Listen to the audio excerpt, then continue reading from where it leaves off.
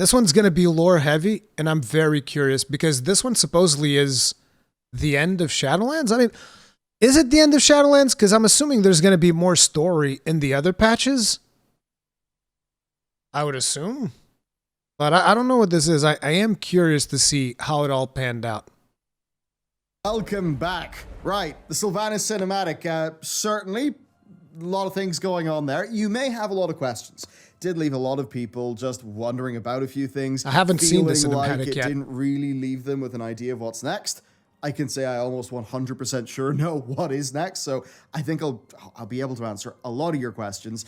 And we'll do the personal opinion bit at the end because, yeah, right. Okay, let's get into the cinematic. I've got it here. Where do we start? Well, we start off with the Arbiter, that little ball in her chest that, of course, we've been speculating about for ages.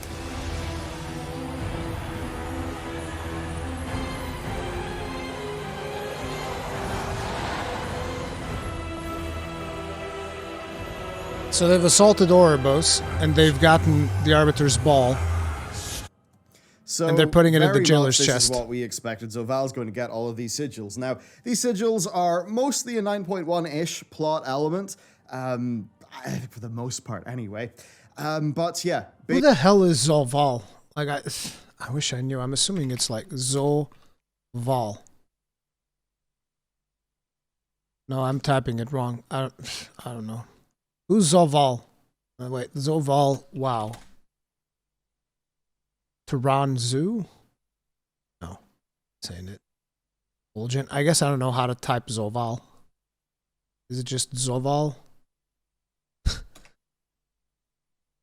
The jailer. Oh, his name is Zoval. Zoval the jailer. Okay. Okay, well, now I know. It's the jailer. Fine. Basically, what we think has went on with Zoval is that originally he was doing the job of the Arbiter. He then betrayed his brethren, he got banished, his sigil was stripped away from him, and I think they then created the Arbiter to do the job of Zoval. Now, of course, he's reunited all of those sigils, so he's got the sigils of all of the primary houses of the Shadowlands, which clearly is the key to some great amount of power, and I'm actually fairly sure I know what that power is. But not before Zoval's got to go through a bit of a costume. Wait a second, so... Is it like the Infinity Gauntlet? Is it literally an Infinity Gauntlet? Is he also gonna snap and murder half of the universe? Is that what we're doing? Change.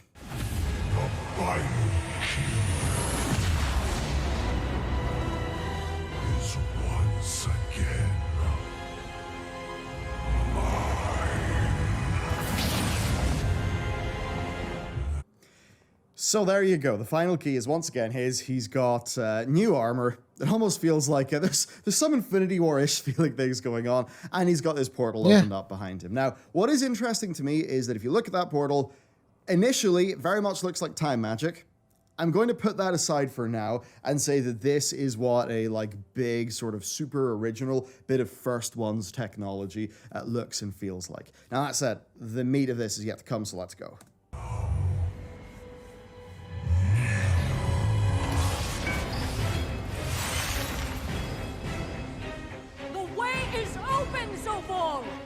We already have what we need.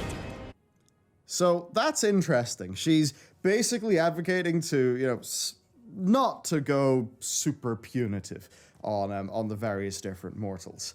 Now, it is funny Sylvanas being like this because basically she flip-flops between being completely ruthless, right? Only really caring about, whatever means to whatever ends she wants.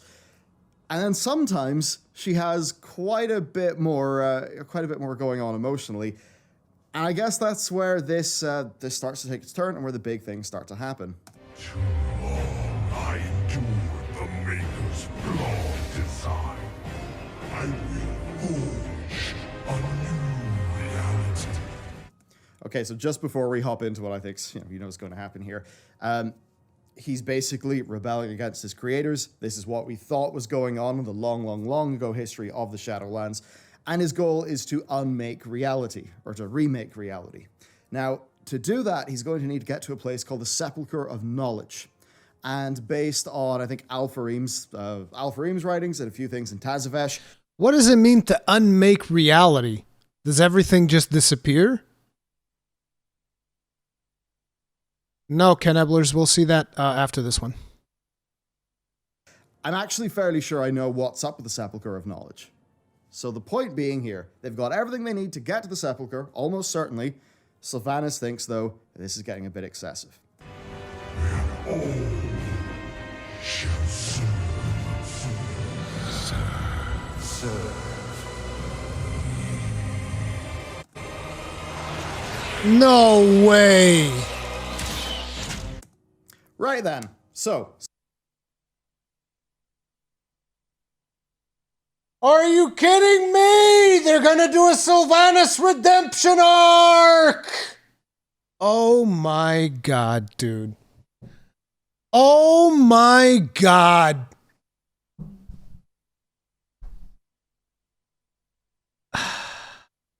I don't even know if I want to watch the rest of this. Like, are you for real? Are they really going to be like, well, Sylvanas did all these nasty things, burned the fuck out of Teldrassil, which, by the way, I approve. Fuck them elves. But Sylvanas did all of these terrible things, but now she has a change of heart. Oh, no. Sylvanas has her moment.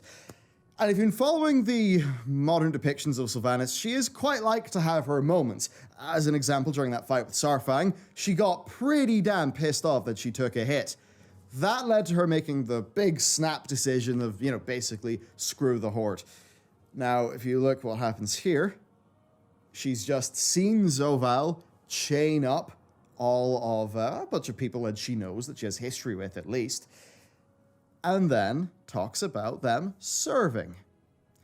And that's basically a bit of a sore point for Sylvanas. I mean, why does she hear the Lich King's words in her head? Arthas's words in her head, even. Because she obviously has got a big problem with serving. And if you look at the earlier cinematics that she has with Anduin, she obviously has a problem with him basically being controlled by domination magic, even though it goes against his will. Because that, in fact, is what was done to her very initially before she was able to break free after she was killed by Arthas with Frostmourne. Now, the strange thing here is that with free will being a major part of Sylvanas' character, in this run-up of her modern story arc, she certainly has played it fast and loose with free will, right? I mean, the Derek Proudmoore plan, for one thing. So what I think we should really read into here is, yes, Sylvanas logically has this great want for freedom, this big trauma in being forced to serve anything against her will, but I think the thing to understand is, up to now, that's been very much applying to her own thoughts about herself, and not necessarily anyone else. So that is a bit of a strange point, and you do just have to accept somehow that Sylvanas hasn't worked out that she has been serving him. Now, this is something they've tried to foreshadow, whenever Zovaal, the jailer, pretty much cast Daenerys into the bin, says, don't need him anymore. That's when Sylvanas starts to think, oh dear, this could go wrong. You can sort of see it on her face. So this is something they've been building up to.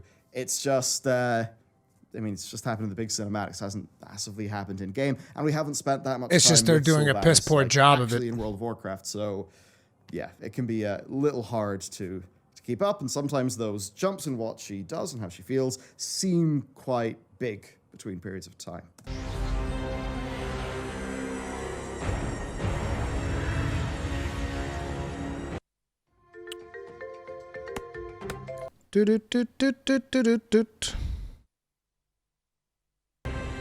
I will never serve.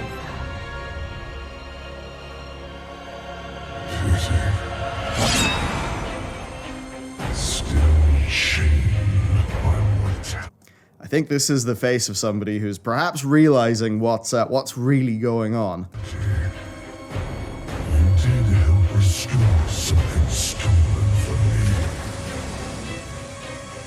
Allow me to repay you in kind. All allow me to repay you in kind. So I think that sigil is like sort of core to the soul of Zoval in a way, in the same way that whenever the Primus got his sigil back, we saw him turn from the Rune Carver back into the Primus, sort of back to his old self. Now, this is the bit where, in terms of this being hard established in the lore, the very first place where this was established was the Uther afterlives.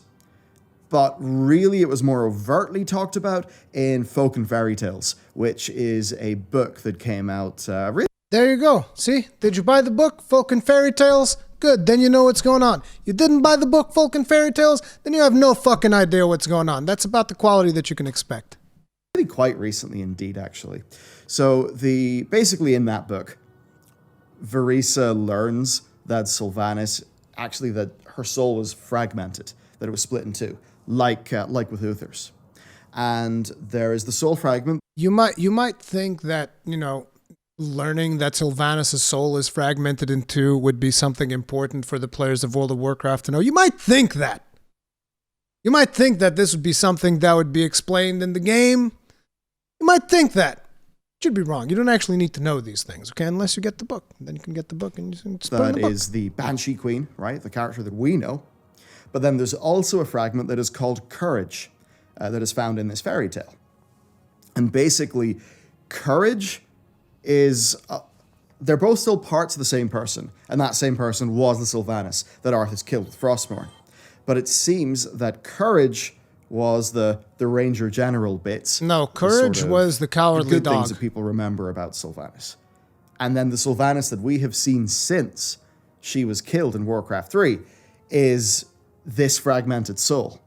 So in doing this in this cinematic, they have very, very much hard confirmed that the Sylvanas that we have dealt with from when she is first slain in Warcraft 3, all the way up till now, so all of that character time, all that character investment, that's basically no longer Sylvanas because she's fully got her soul back. So if the Courage soul fragment, which is the one that Zoval has just tossed into her, if that soul fragment pretty much, has her more of her compassion, right? More of the emotional side. Well, is that part of Sylvanas guilty for what the other part of Sylvanas did? Even when that good part of Sylvanas really had no part in it because that part of Sylvanas was trapped inside a crystal for, many years. So why is the jailer giving her part of her soul back when she just rebelled against the jailer? Okay, guys, give me a second. I gotta call 1-800-LOGIC to see if I can get an answer to this. These are some of the things that we've got to think about here. And as you look at this image, yeah, that is Sylvanas, Banshee Queen, and Sylvanas, Ranger General, pretty much merging into each other. And this just means that Sylvanas is fundamentally changed. I'm not going to say that you need to treat her like a new character, but this is basically her finally being whole again. And that does cast a bit of an interesting odd light and everything else has happened before. And it very much does have me wondering is this big... Hey guys, what if, ignore what Sylvanas did for the past, I don't know, ever? And let's just treat her as a new character, guys. It's a new character. Guys, it's a new character. Don't worry about it. Basically how they're going to decide that half of Sylvanas that did Teldrassil's really bad, but we're going to let her off the hook because now it's been explained.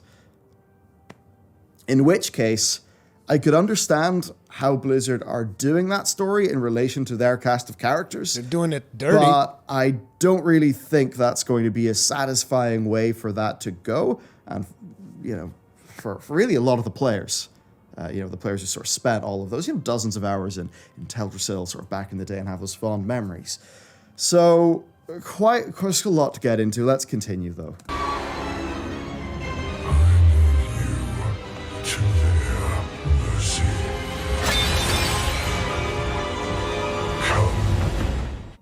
Okay, so Sylvanas is left to the mercy of those characters, and what that actually makes me think is War Crimes 2. Because what did we do with Garrosh? We put him on. Is that another book? Is that another book? We getting another?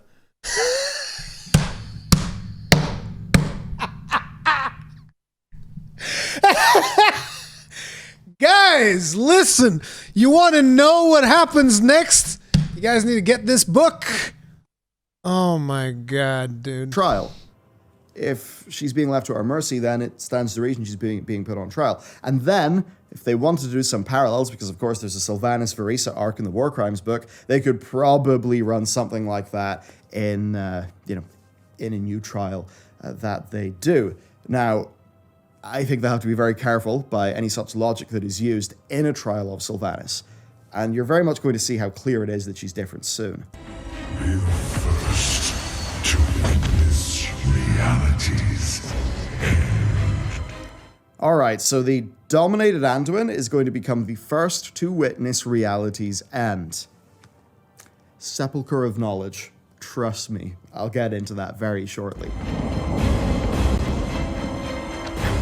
Cannot let him reach me. Lineage to Essence on 4Game.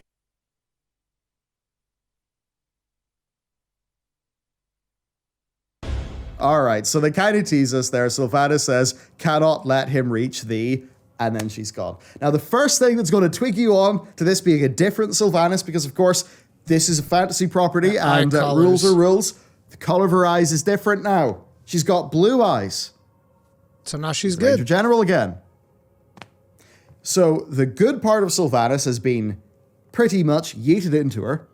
That part is, because the knowledge contained within the cranium of Sylvanas is still going to be that knowledge. It's just now processed by a different being. Not literally a different being, but, a more whole being. And that now means that the penny is dropped for her. And they really tease us. She says, don't let them reach the, and then she blacks out. Now, I'm just going to fill that in. Sepulcher of Knowledge. That is what's going on. That is where these two lads are going. And they're going to remake reality. To sort of do it over again. Now, your whole deal with that is basically tricky, because there's a criticism of Soval that kind of has to come in.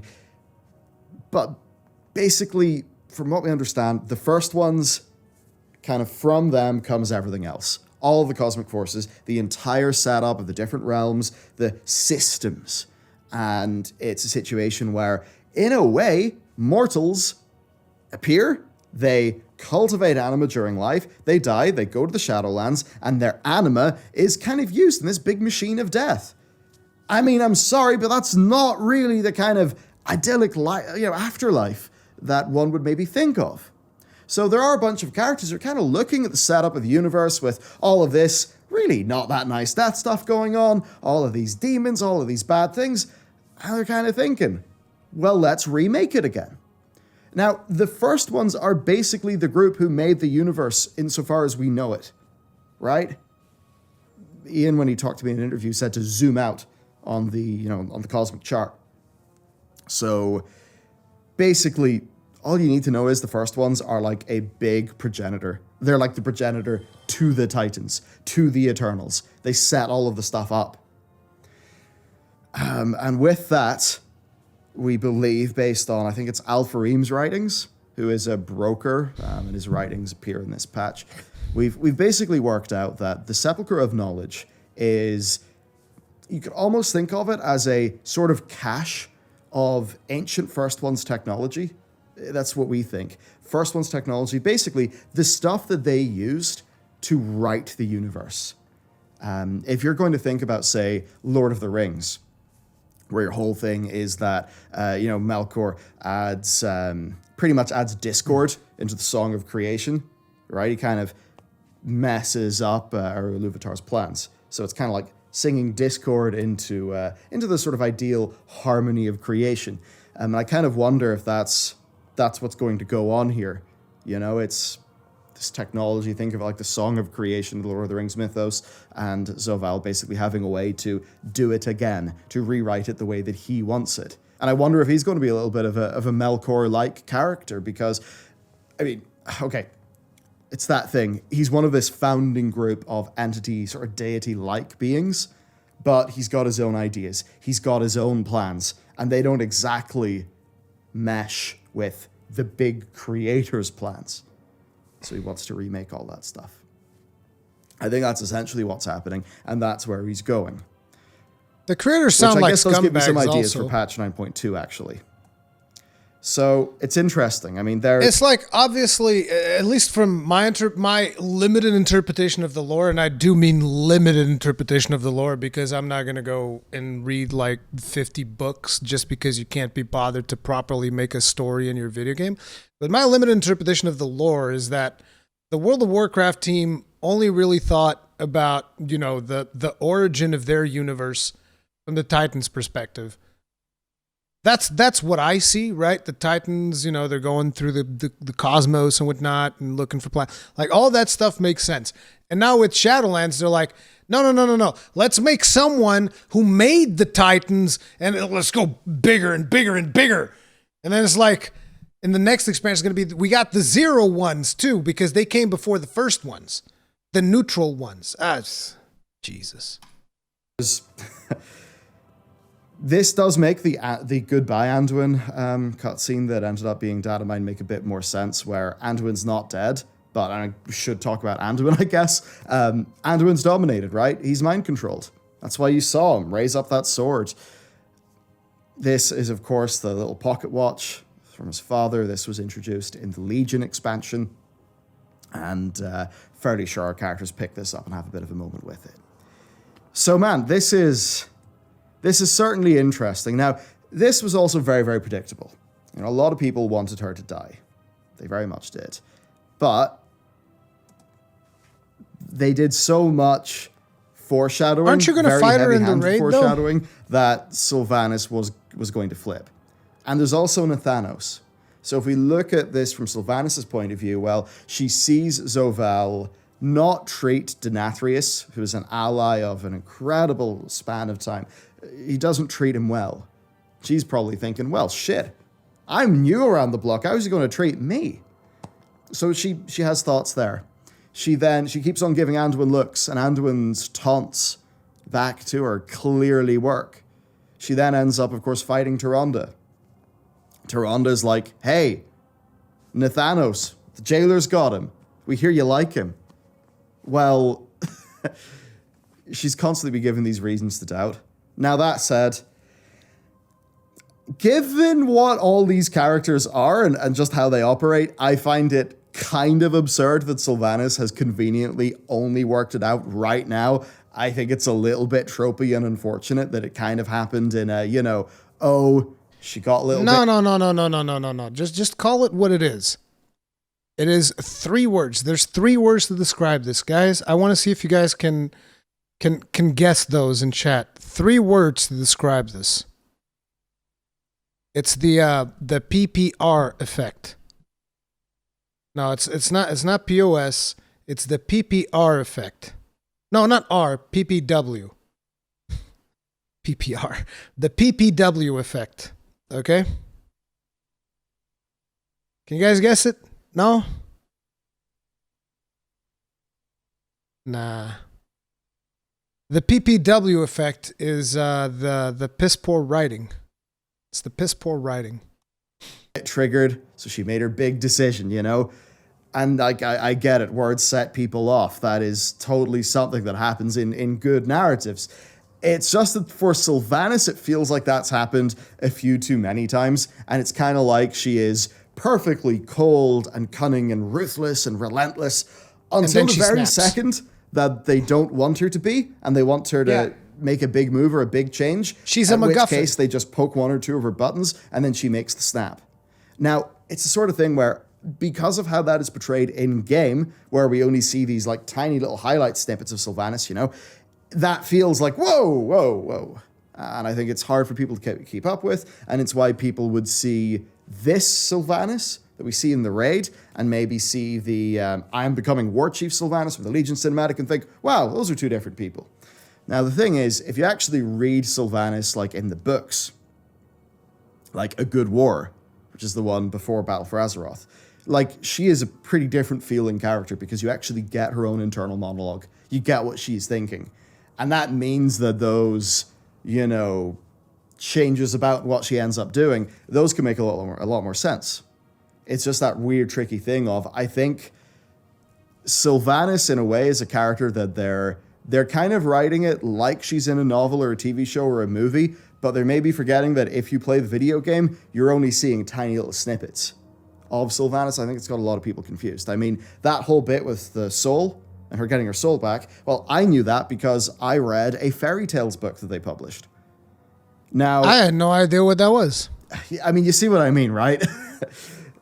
It's totally fine for that to be introduced a slightly different way in game, and I guess this is their way of doing it. But certainly, I felt that having knowledge of a little bit more of this soul-shattering thing, I think that meant that I could more fully understand what's going on in this cinematic. Whereas I think a lot of people are, you know, not confused, but they're maybe just like a little bit disappointed or let down, perhaps. Yeah. So it's interesting stuff. You can say that. In terms of what Zovaal did to Sylvanas, sort of giving her herself back, it's quite funny, and it might be something that twigs us on. You know, not that you needed to know, but Sylvaal is actually a pretty bad dude. But he probably thinks that with all of the horrible things he's got Sylvanas to do, there's no way to torment her further than shattering her soul and then having a fully reformed Sylvanas, you know, Dude, look back on her own. It doesn't even make any sense.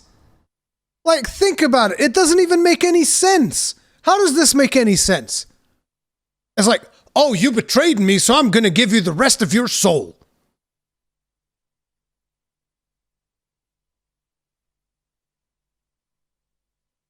Why? So that she can become good and fight against you with all the knowledge that she has of you? Like, what the actual... Why? It doesn't make any goddamn sense. Also, my headset's run out of battery. I like these bad boys. These bad boys are good. These bad boys are good. I'm very happy about them. Unfortunately, their battery is not that great. Oh well. So I still have these ones. She got her soul back for helping him. Then he left her to get lynched as punishment. But I mean, surely she knows a lot about whatever the hell the jailer is doing because she's pretty much been his left, right hand even, right? So she knows a lot about his plan, I would imagine. So it doesn't make sense to just let her live. To me, it just doesn't make sense. Also, give me a second because my headphones crashed. Wait, these two dudes are like Arthas? This is the race? What do you mean two dudes are like Arthas? Anduin is like Arthas because they dominated him and made him a Lich King-like dude, basically. He already got what he wanted. He has power now, but obviously it's like, it's so, it doesn't make any sense. Actions and think, oh dear God, I did all of those horrible things. So Sylvanas is probably going to tear herself to pieces, you know, as a person over the next while. I think that'll be a core part of her character arc. And I think Blizzard's plan is for Sylvanas to eventually be some sort of semi-redeemed heroic character. You know, the year is 2050 and Sylvanas is still the protagonist of WoW. Maybe not that much, but why would you do something like this that changes a character to the point where she's a more whole person that people could actually get behind without it being, you know, oh, I always serve the Banshee Queen, you know, all that sort of mean people. You know, how could they do that? Well, they've got to do that in a way that makes her a more whole and likable character. So they have done that. So why would they do that? And why would they then have that? I can't wait for all the Sylvanas stands to go, oh, she was my war chief all along. I always knew that Sylvanas was going to come through. I always knew. They're fucking hitting that copium harder than a fucking bong, dude. More whole, complete, and likable character, you know, because she's probably going to tear herself up over the stuff she's done. Well, I think obviously that is so that people will feel a degree of sympathy towards her. And I think that is what they want to do. I think Every Sylvanas Forsaken is going to did be nothing wrong. very punished and feel Exactly. very horrible for a good period of time going forward. Oh, my feelings. I feel so bad about burning all of those elves. You have no idea. I feel so bad about this. Won't you please forgive me? No. Actually, I'll commend you. Fuck them elves. But we're going to know that while she's being sort of beaten up by those around her, she's also doing that herself. I think that's going to be something that... I'm not going to say an Illidan-like redemption thing, but I think they're going to try to do something there because evidently the WoW team loves the character of Sylvanas, and I don't think they want to get rid of her that soon, to be honest. She's a Mary Sue, is what we're getting at. She's basically a Mary Sue. Okay, guys? You just need to accept it. She's a Mary Sue. Now, Nathanos is another thing. Sylvanas knows that the jailer has, held back Nathanos on her. Because, of course, Nathanos died to Taronda. He then went to the Shadowlands. Sylvanas wasn't even aware that he died, so the jailer was almost certain, because his soul would have went into the maw, the jailer's got it hidden around somewhere. So I imagine we'll get some sort of content where it's Sylvanas trying to find Nathanos again. And that itself could be quite interesting, because the Sylvanas that Nathanos was a bit of a odd, simpy lapdog to, I mean, she doesn't exist anymore. If we're just going to go by what all this stuff represents, she does exist, but she's now a part of a whole. So I don't know if the whole Nathanos Sylvanas thing is going to work, unless what they want to do is to also sort of redeem and humanize Nathanos by him, learning from a more complete Sylvanas as to sort of how he's supposed to be. I mean, the whole thing does get bonkers. It's like, what if the storyline is that Sylvanas gets her soul back and then she's got to become the leader of the Forsaken again? I mean, in that case, I think a lot of Forsaken players would have, a lot would be happy, a lot wouldn't be happy. That's the thing with the narrative as it's kind of going on these days. Now, to just talk a little bit to the finale of this and what it means, a lot of people were kind of thinking, well, I don't... And what's the interesting thing? You might just be thinking to yourself, well, trying to write something like that is hard. Trying to get someone who's done some pretty trying to get sympathy for someone who's done heinous shit like Sylvanas has done is going to be pretty hard, right? Like, not everybody's going to be able to do that. It's like it's a tough bit of storytelling and blah, blah, blah, blah. And it's like... Hey, man. Final Fantasy XIV did that. Literally did that. And it did it 1,000,000 times better. know what's next. And yes, in a way, this is far more like the patch 8.2 ending, where it's, it's a situation of, okay, well, we've obviously freed that character. N'Zoth's going to be the next thing. With this, I think it's going to be... I think it's almost certainly the case, basically, that patch 9.2 is the final patch of this expansion, and the next thing that we do is stop the jailer, because that's the only way that the WoW team can actually keep vaguely the, every 2-year expansion launch cycle. There's only really room for one more major patch within the Shadowlands expansion. So I feel like that patch is going to be us trying to get to the jailer. Now, how do we do that? So there's a few different ways that Blizzard could actually do this. He could get the knowledge that he's got, and do remember he said death comes from the soul of your world. So it could actually be that it's the soul of Azeroth, the raw power of a Titan. Maybe that is what he would actually need to use that first one's technology.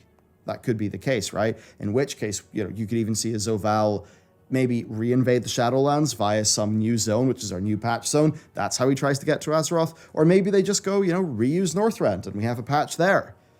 Or they could go the more expensive route and have us basically follow the jailer to the Sepulcher of Knowledge, where we perhaps find some sort of, really big new place, whatever it could be. Maybe it's a big broker-like place. We don't really know. Maybe it's the ancient first city of the first ones.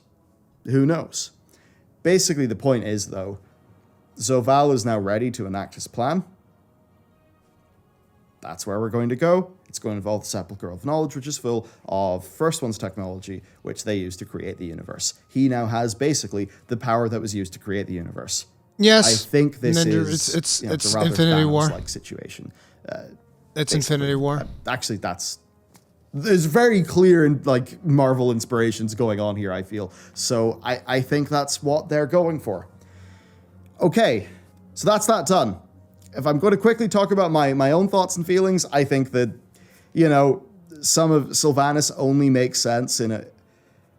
I mean, it only makes sense if she's really stupid, right? It's like, how did Sylvanas not see any of this stuff coming? I just find dumb. that hard to buy because She big dumb. It's like in every She's other not- she no partnership smart. or everything else that she does, what is Sylvanas? She's a dumbass. Cunning. She's not trusting whatsoever. But no, it just serves the narrative that she's perfectly happy with the jailer. We have developers at BlizzCon saying that that's the sort of thing. I feel like they told us at BlizzCon that Sylvanas is not a lackey to really make us think that they're equals, to sort of throw us off the chase of this one, which feels a bit cheap when this is ultimately what they ended up doing, where Sylvanas absolutely was a lackey, was a junior partner, and obviously was a sort of expendable. So I don't think it's the best use of Sylvanas' character, to be honest. I think you do wade into some pretty problematic territory when it comes to how we resolve that she did Teldrassil, which was it was a war of aggression on a barely, I mean, at the time she did an undefended like population center. I mean, that's some truly horrible barbaric stuff, right? Is there any way that there's going to be a form of justice, or is actually it going to be the case for their upcoming storylines that justice, is justice vengeance, and you sort of go to that stuff with Uther, right? Where, maybe Blizzard could Like, sort that Sylvanas burning down Teldrassil was actually one of the things that got me invested in going back to World of Warcraft for BFA, because I was thinking to myself, yes, they're finally taking it back to the conflict between the Horde and Alliance. That's what it should be. That's what it should. It should be about the conflict between the Horde and Alliance. Let's bring it back. And then it's like, nah, bruh, Elder Gods. Ugh. And then after that, it's like, you had no idea. The Jailer. It's like, you're right, I had no idea. It's in a fucking book. of say to us the players, it's like with what Bluther did to Arthas being wrong initially. We think we want justice for Sylvanas, but we really want vengeance for what she did. And I think in a degree that is true. We do want vengeance for what she did, but for a lot of people that won't be satisfying. That perhaps an upcoming part of her character could be she's not really going to pay for Teldrassil because it's now impossible for the exact being that committed Teldrassil to be brought to charge, because Sylvanas, we had half of Sylvanas acting fully previously.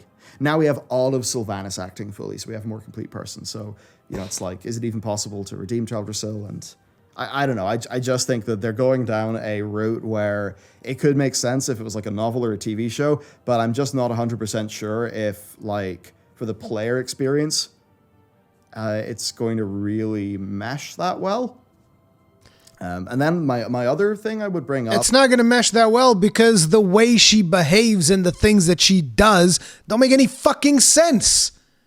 1 minute, she's a goddamn genius, allied with the jailer, did some heinous shit to further the jailer's plan.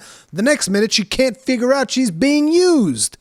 When it's blatantly obvious, as he's torturing all of his associates or whatever, just blatantly obvious according to what Bellular is saying, but she just can't quite figure it out. Why can't she figure it out? Because the writer's like, well, we need her to not figure it out right now. And people are like, well, that doesn't make sense for the character. Like,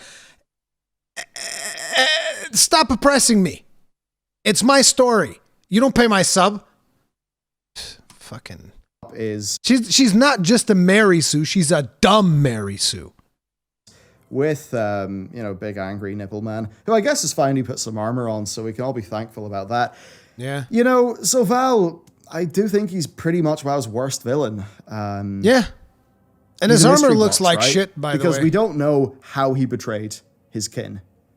We know seriously, this armor looks like ass. I never liked this fucking tree bark design, not bark, but tree bark design that some armors have in Well, the Warcraft, the Shadowlands, this fucking Arden Wheel looking piece of shit. Your armor looks like ass, Zoval. You still have a fucking but we hole don't in know your his chest. true motivations. We don't really know what he wants to do. We've been told constantly that creation is itself is what's at stake here, but we don't understand through what mechanism that is because it's all mystery. And I just think that means that it's very hard for players to really care about Zoval.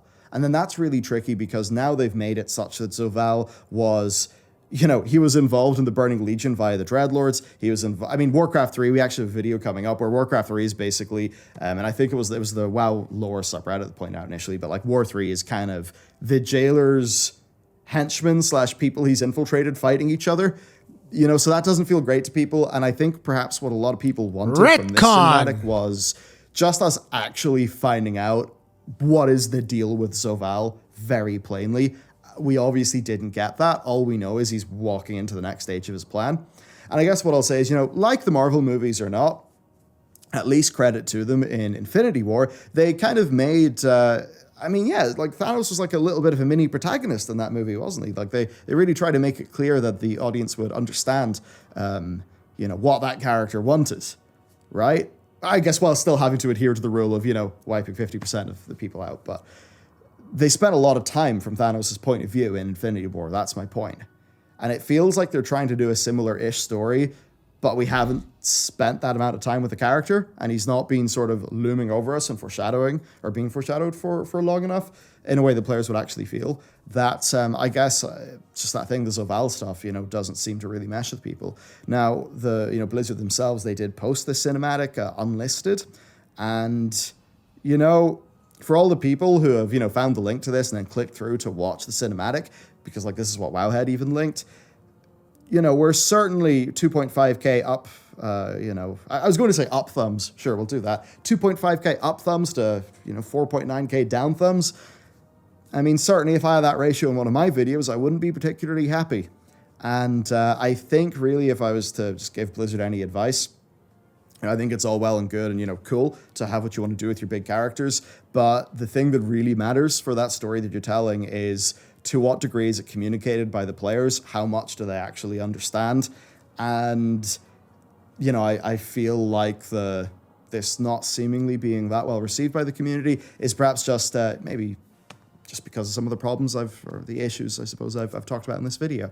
Now, that said, as for where this means the plot's going and stuff like that, I think it could be exciting. I'm going to do a video on it, but my personal sort of headcanon wet dream that also saves Blizzard a whole bunch of money is that basically Zoval gets what he needs, but he's got to get Azeroth to power it, so he basically goes, via Ice Crown, and we have like a Northrend patch for 9.2. I think that would be really cool.